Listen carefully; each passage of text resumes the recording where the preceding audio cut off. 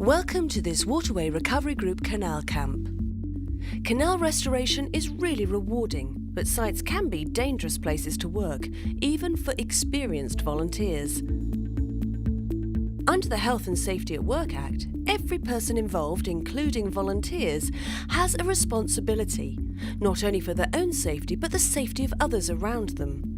This video will make clear the responsibility and requirements you need to be aware of to ensure a safe and enjoyable experience. Before you can go on site, you must have a safety talk or induction, have read the Volunteers' Health and Safety Guide, and signed the declaration agreeing to follow the site leader's instructions at all times. Please note that if a volunteer fails to respect these, they will be given one firm warning before being asked to leave. Volunteers must be fit for work and not under the influence of alcohol or drugs, nor consume any on site. Every project has a site leader who's responsible for assessing the risks, supervising the work, and collating all information, including health and safety, into the project plan. This is taken on site every day, so make sure you know where it's kept so that you can refer to it if you need to.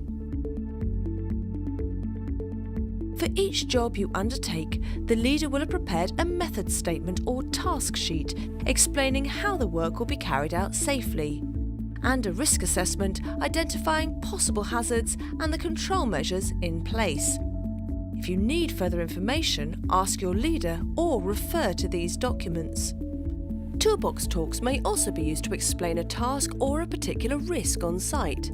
These talks are all about sharing best practice, making sure that the site is safer and that everyone understands the task or a risk. Safe working practice is vital. If you don't know how to do a task, don't copy someone else. Stop and seek advice.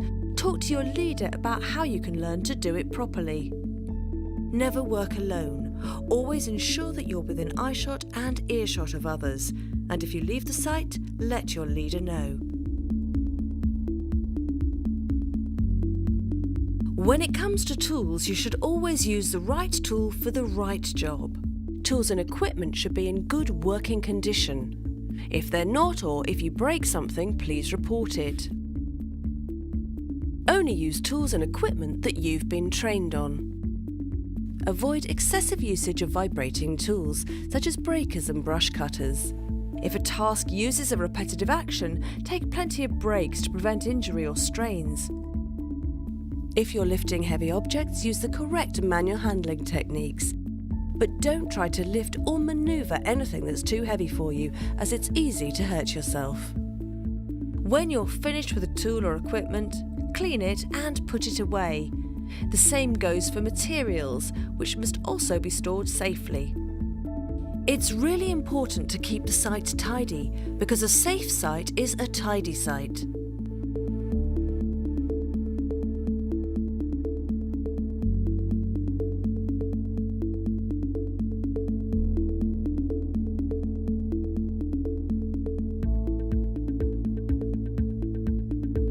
Volunteers are required to wear safety footwear on site, and you won't be allowed on site without them. Each volunteer will be given their own personal protective equipment (PPE) pack before going on site.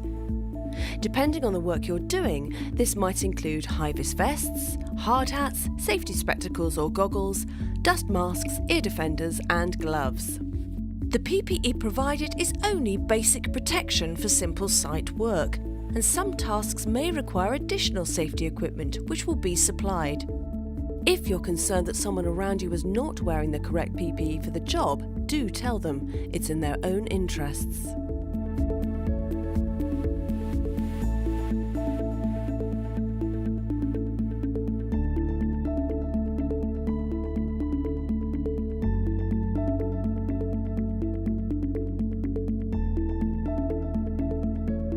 You may come across all sorts of machinery and vehicles on your canal camp, including dumpers and excavators. It's important that the use of machinery and vehicles is safely managed, and as part of this, WRG runs a driver authorisation scheme. This means volunteers who have been trained on machinery and vehicles will carry a driver authorisation card, confirming their status in the scheme, and anyone, including other volunteers, can ask to see this card. Safety around moving vehicles is the responsibility of both pedestrians and operators. Some vehicles have limited vision, so the operator might not be able to see you. Always ensure the operator has seen you and signalled for you to continue. Take note of a vehicle's crush zones. Moving vehicles and pedestrians should always be kept apart on site, and you should keep clear of a machine's working zone. Before undertaking any task, machine operators must read the relevant method statement and discuss the site-specific risks with the site leader. It's essential to make sure that machinery and vehicles are well maintained and to perform safety checks before use. When you've finished, please put the keys back in the central place allocated by the leader.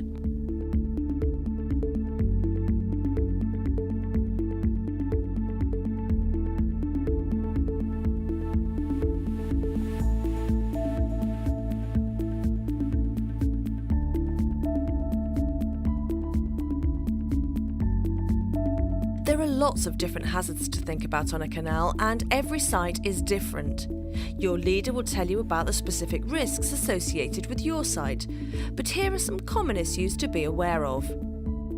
Often volunteers will find themselves working at height, and all measures should be in place to prevent a fall, however big or small that height may be.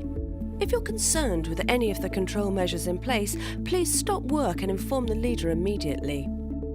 Slips, trips and falls can happen anywhere on site, in the accommodation, or even just walking to the van. Wear appropriate footwear and take care when walking on uneven or wet surfaces. If you see a spillage, clean it up or arrange with a leader for it to be cleaned up. Play your part. If you see items on the ground that people could trip over, remove them and make the situation safe. You might be exposed to certain hazardous materials, all of which should be detailed in the project plan. These include things such as lime, cement, petrol and diesel.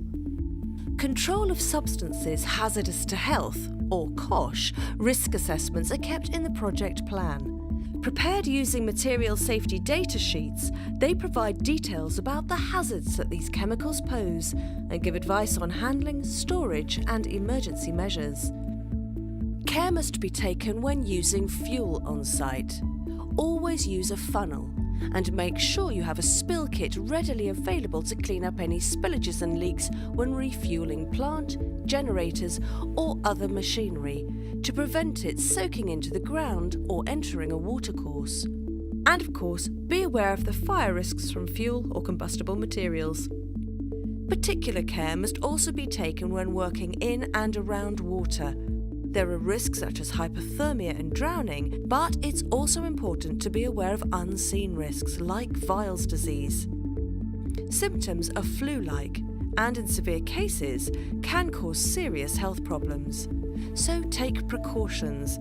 Cover broken skin when working near water or mud, and if you do come into contact with potentially toxic water, wash the affected areas immediately. Many sites are along public rights of way, and it's important that we protect members of the public. If you see any unauthorised people on site, you should report them immediately to your site leader.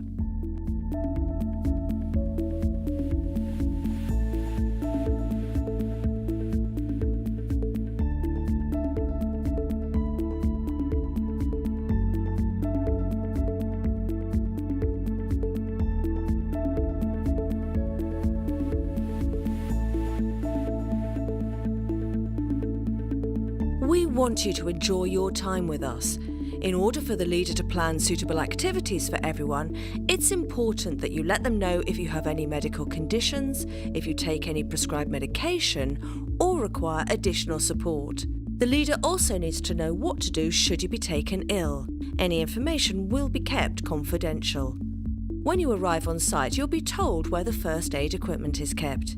If you need to use anything from the kit, make sure you report it so it can be replaced. Should there be an incident, accident or even a near miss, you must tell the site leader. Accidents or incidents must also be reported using the accident book, and near misses via the near miss postcards, which are all found in the flight case. It's only by understanding what's happening that safety can be improved.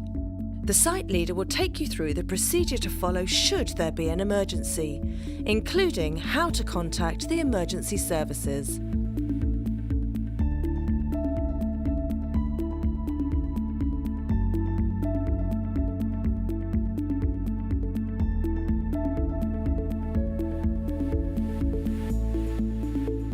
It's easy to get engrossed in your work on site, so don't forget to look after yourself. It's easy to become dehydrated in hot weather, so drink plenty of cold drinks and protect yourself from the sun and the heat. And keep warm during cold, damp days. Sites are pretty dirty places, so take particular care with hygiene practices. Always clean your hands before eating, and if you have an upset stomach, don't prepare food or drinks for others. And although facilities might be basic, make sure food is kept cool or heated through thoroughly before eating.